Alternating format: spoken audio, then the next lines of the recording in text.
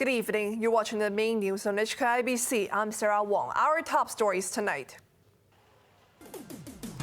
Local tours resume, but the tourist industry calls on the government to do more.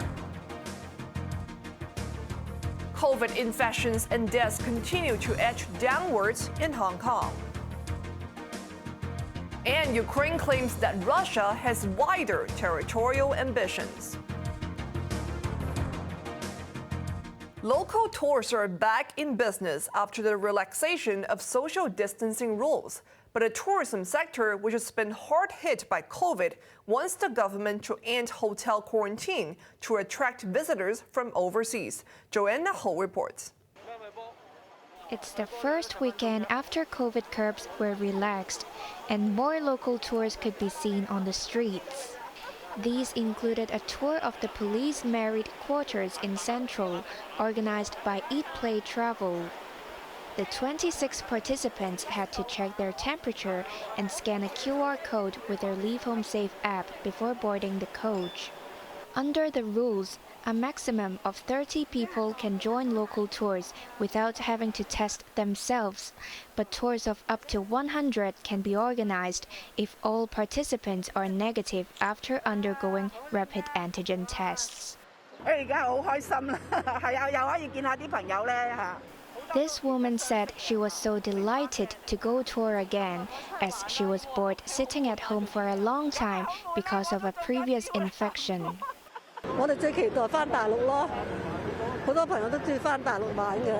Apart from expressing her excitement, this woman longs for the reopening of the border with the mainland, saying many of her peers missed traveling there. Eat Play Travel Director Chen Chi-Hua said more than 100 residents have applied for tours and 8 to 10 trips will be arranged weekly. As there were fewer than 30 people on the trip, participants did not have to test themselves beforehand. But Chen said the company insisted that they show they are COVID-free before boarding the bus. Travel Industry Council Chairwoman Gianna Su welcomed the resumption of local tours, but said agencies could earn only a small profit. The industry is eyeing the return of overseas visitors from next month to boost tourism. Council Executive Director Fanny Yeung suggested that the government allow arrivals to quarantine at home instead of in designated hotels, saying that will also boost outbound tours. Joanna Ho, HKIBC. Government Health Advisor David Hui says the risks of a resurgence in COVID cases are low because the vaccination rate has improved.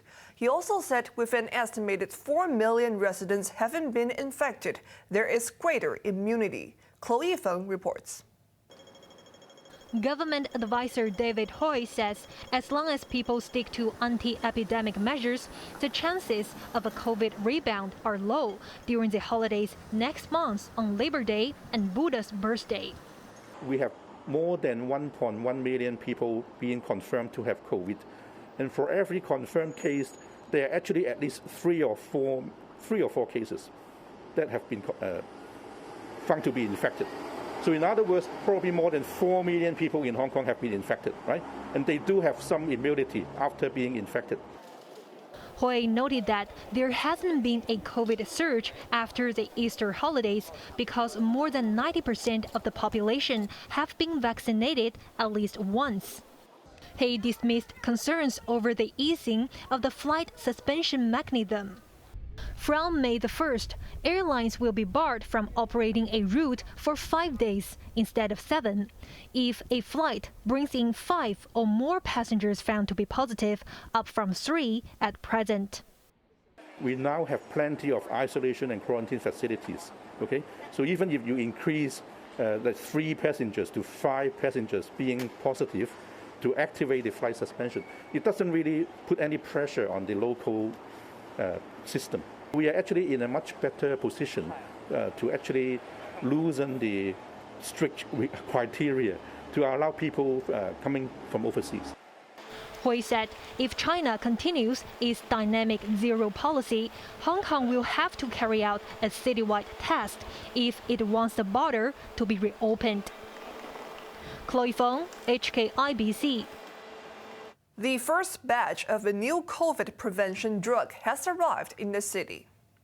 The antibody drug Evusheld, made by AstraZeneca, is administered via injection. Hospital authority officials said the medication prevents patients with weak immune systems from becoming severely infected. Patients who have had organ transplants will be among the first to get the new drug. COVID-related deaths in Hong Kong have fallen to single digits for the first time in more than 2 months, as new infections stayed below 1,000 for the 9th day. No outbreak has been reported on campus since face-to-face lessons resumed, and there's been no local case of a mystery hepatitis that hit dozens of children in Britain. Joanna Ho has more. Despite the relaxation of social distancing curbs, Hong Kong's daily COVID tally continued to decline, with 523 infections reported today. 13 cases were imported, 7 were identified at airport screenings, and 6 during hotel quarantine. Principal Medical and Health Officer Albert Au said the number of imported cases among arrivals has decreased to 1%, compared with 3% from January to March. On a separate note, Au said no outbreak was found on campus since Tuesday, after around 160,000 students from 299 schools returned for in-person lessons. He said students who contracted the virus found they were positive while testing themselves before heading to school. When asked about a spike in acute hepatitis infections among children in Britain, Au assured that no such case with an unknown cause has been found in Hong Kong. Health officials in Britain are puzzled as to how more than 100 children under 10 years old became infected, as they tested negative for the 5 types of hepatitis viruses. Experts are trying to find if a common virus had mutated with another virus, such as the one which causes COVID. Au said Hong Kong has asked the World Health Organization for more information and will keep an eye on the situation. Joanna Ho, HKIBC. There's been a sharp rise in new COVID cases in Shanghai, with officials reporting 23,000 mostly asymptomatic infections yesterday, 6,000 more than on Thursday. There were also 12 more deaths. The surge dashed hopes of an end to a lockdown that has been in place for almost a month. Beijing, meanwhile, is on high alert after detecting another 15 symptomatic cases, taking the tally in the capital to 20. Classes in one middle school were suspended for a week. Residents have been urged not to leave the city unless it's absolutely necessary, while schools and neighborhood centers have been urged to ramp up testing and disinfection. Overseas, the United Nations chief is to visit Moscow in a desperate push for peace in battle-torn Ukraine. Russia, meanwhile, seems to have set its sights on the whole of eastern and southern Ukraine as its latest military goal. In a rare transparent move, Moscow appears to have unveiled its battle plan for the next phase of its nearly 2-month-old offensive in Ukraine. Major General Rustam Minyevkev was cited by state media as saying the Kremlin aims to establish a land corridor in Ukraine's south. The planned corridor will extend from the Crimean Peninsula to neighboring Moldova's breakaway region of Transnistria, where around 1,500 Russian troops are stationed. That would require full Russian control of southern Ukraine, as well as the eastern Donbas region. Ukrainian President Volodymyr Zelensky warned that Russia's ambition wouldn't stop with Ukraine, and other countries in the region are at risk. That put Moldova on heightened alert, and Moscow's ambassador was summoned over Minyakev's deeply concerning remarks. Meanwhile, fighting and destruction continued, with Russia unleashing rockets on Ukrainian cities. In Kharkiv, emergency workers scrambled to put out a blaze at this residential building. Satellite images also purported to show fresh mass graves outside the besieged city of Mariupol, which was hammered by the invaders. Amid the worsening humanitarian crisis, United Nations Chief Antonio Guterres will travel next week to Moscow to meet President Vladimir Putin before visiting Kyiv. At least 33 people, including children, were killed in northern Afghanistan after a blast ripped through a mosque during Friday prayers. Broken glasses littered the Sunni mosque in the town of Imam Sahib in Kunduz province. No one claimed responsibility for the attack, which was the second in as many days in the town. But Islamic State extremists admitted carrying out a series of deadly explosions across the country recently. Those included a blast which killed at least 10 worshippers in a Shia mosque on Thursday. The United States has warned the Solomon Islands that it will respond if China establishes a permanent military presence in the Pacific nation. But the islanders brushed aside Washington's threat and plans to deepen ties with China. Just days after the Solomon Islands inked a security pact with China, the United States rushed to reassert its influence on the tiny Pacific island nation. A delegation led by Kurt Campbell, the White House's Asia czar, arrived in the capital Honiara and met the country's leaders.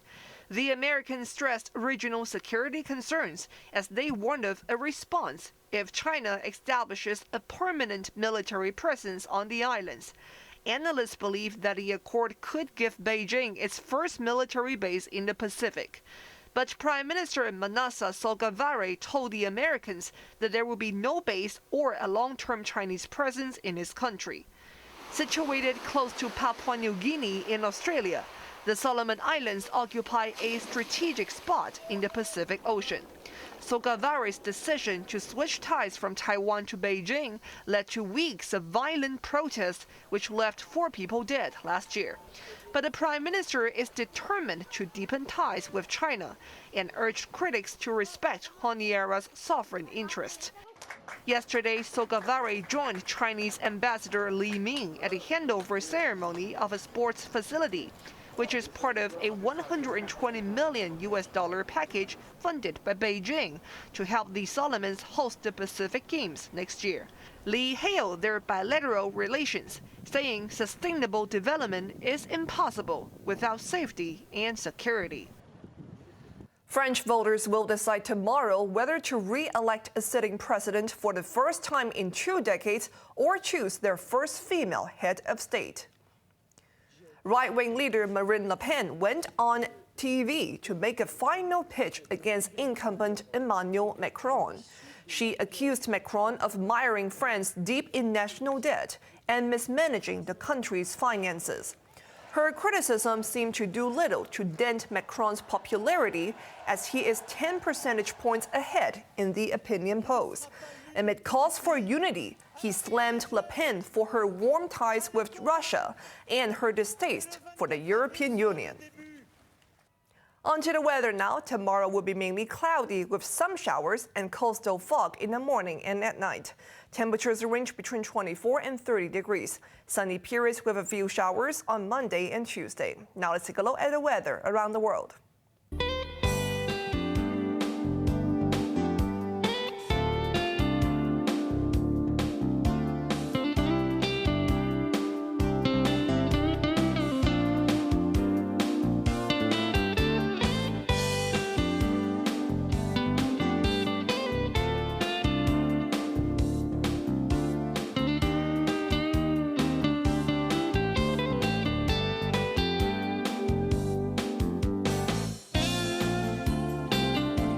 That's our main news for Saturday night. Join us for more updates at 11:30 today. I'm Sarah Wong. Please stay safe and take care.